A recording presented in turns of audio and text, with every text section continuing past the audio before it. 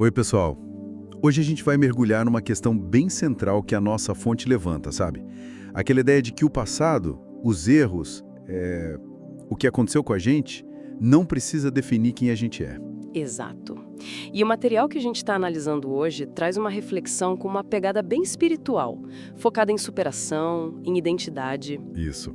E, para contextualizar, a reflexão parte de umas perguntas bem profundas, né? Aquela sensação de ficar marcado por um erro, a vergonha por algo que a gente fez, ou até que fizeram com a gente. Uhum. Ou aquele medo, sabe? De não merecer uma segunda chance. São questões bem humanas, né? Muito.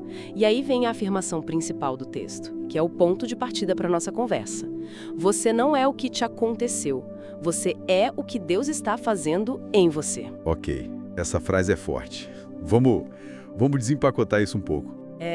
É uma proposta bem transformadora, né? Essa ideia de desvincular a identidade do que já foi.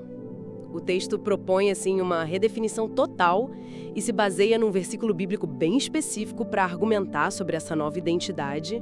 Certo. E esse versículo-chave que o texto usa é 2 Coríntios 5,17. Ele diz: se alguém está em Cristo, é nova criatura.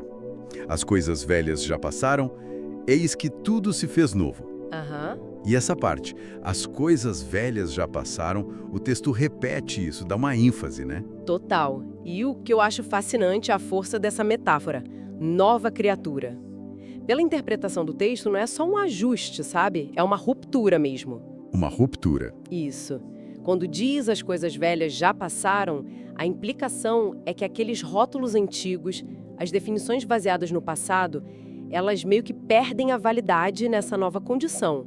É quase como se a história pessoal pudesse ser reescrita. Entendi. E o material que a gente analisou cria um contraste bem nítido, né? De um lado, como a gente se vê, muitas vezes focado nas falhas, nos traumas. Sim. E do outro lado, a perspectiva que o texto atribui a Deus, que, segundo eles, enxerga futuro, propósito. É aqui que fica interessante essa dissonância, né? Exatamente.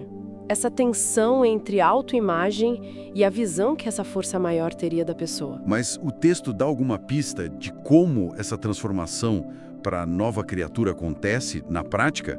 Ou é mais um estado que a pessoa assume pela fé? Olha, a reflexão não entra num como fazer passo a passo, não, mas ela reforça muito que essa nova identidade não está ligada à dor, ao fracasso que ficou para trás. Certo. E conecta isso ao simbolismo da cruz, que nesse contexto, claro, representa sacrifício e recomeço. A interpretação ali não é só de perdão, mas de um ato divino para reconstruir quem você é. Reconstruir. E isso levanta uma questão bem importante, né? Sobre a possibilidade, dentro dessa visão de mundo, de separar de verdade a essência de alguém dos traumas ou erros. É possível essa separação total? É uma pergunta profunda. E a mensagem que o texto transmite o tempo todo é de esperança, né? Usa umas frases bem diretas, como se fosse Deus falando. Eu não desisti de você, eu ainda vejo o melhor em você. O convite ali é para não ficar preso no passado, porque um capítulo novo estaria começando. Tipo, agora.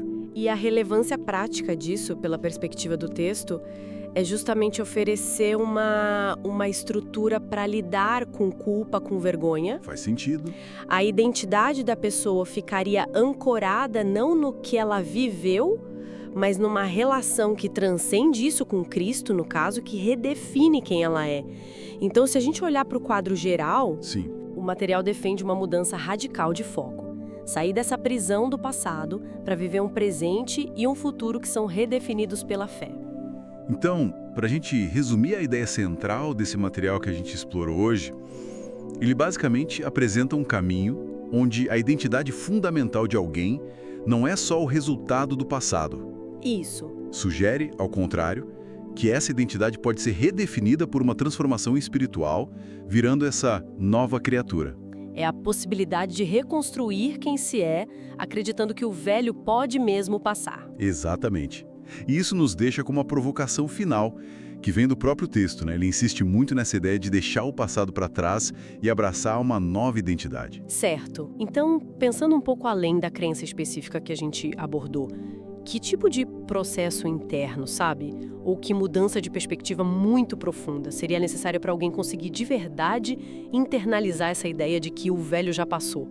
Como seria possível permitir essa reconstrução genuína da própria identidade, considerando as marcas às vezes tão profundas que o passado deixa na gente? Uma ótima pergunta para a gente refletir. Como realmente deixar o velho passar, né? Fica aí a reflexão.